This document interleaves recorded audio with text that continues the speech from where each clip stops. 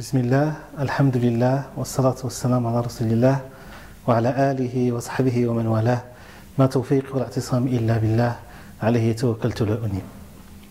Chers frères, chères sœurs, salam alaikum wa rahmatullah. Aujourd'hui, il est très important pour nous de se définir, de savoir qui sommes-nous, quelle est notre véritable identité. Qu'est-ce que ça veut dire aujourd'hui être musulman, dans notre contexte, dans notre espace. Comment vivre son islam sans complexe ni crispation?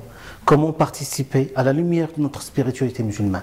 Ça, ce sont des questions qui sont très importantes et qui s'opposent à nous de manière insistante.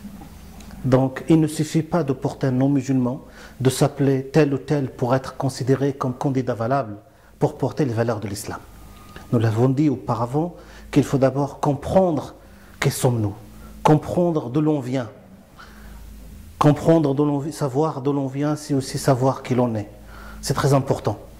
Quelle est notre histoire, notre affiliation au prophète Mohammed sallallahu alayhi wa sallam.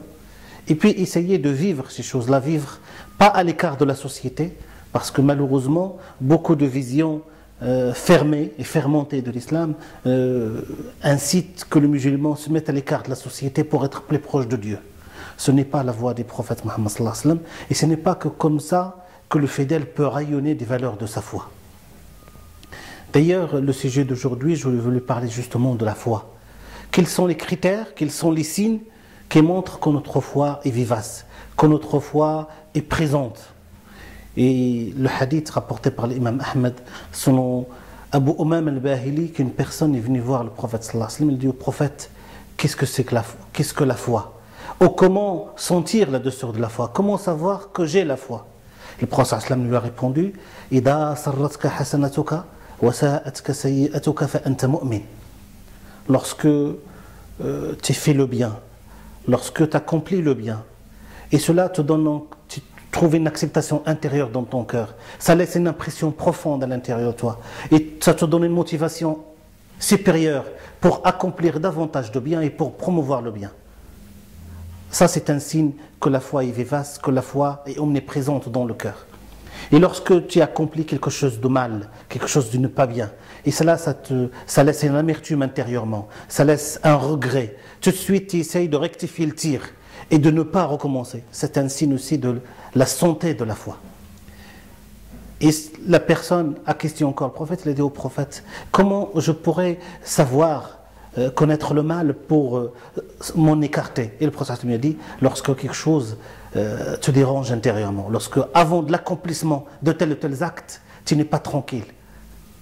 Tu n'es pas tranquille au fait d'accomplir telle ou telle chose. À ce moment-là, il faudra éviter. Lorsqu'on ne trouve pas cette acceptation intérieure, lorsqu'on ne trouve pas cette paix intérieure et cette motivation pour faire ou ne pas faire, à ce moment-là, il faudra éviter. Donc ça, c'est quelque chose de très important. Quelques idées, mes chers frères et sœurs, pour justement vivre cette foi, la renforcer et l'intensifier. La première des choses, il faut d'abord une imitation sincère des prophètes Mohammed sallallahu alayhi wa sallam. Et pas une imitation juste du geste extérieur des prophètes. Il faut la sympathie du cœur. Le modèle des prophètes sallallahu alayhi wa sallam était aussi modèle de comportement. La deuxième chose, on n'a rien sans rien. Il faut un effort dans la pratique.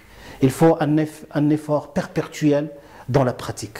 Pratiquer, exceller dans l'accomplissement des bonnes œuvres, aspirer à être meilleur moralement et spirituellement, ce sont des choses qui fortifient notre foi.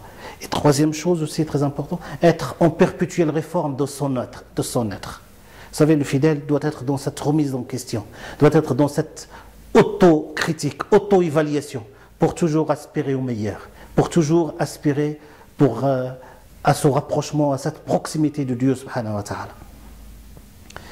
Et Allah ta'ala ja'alna wa iyyakum min as-sadiqin. Assalamu alaykum wa rahmatullah.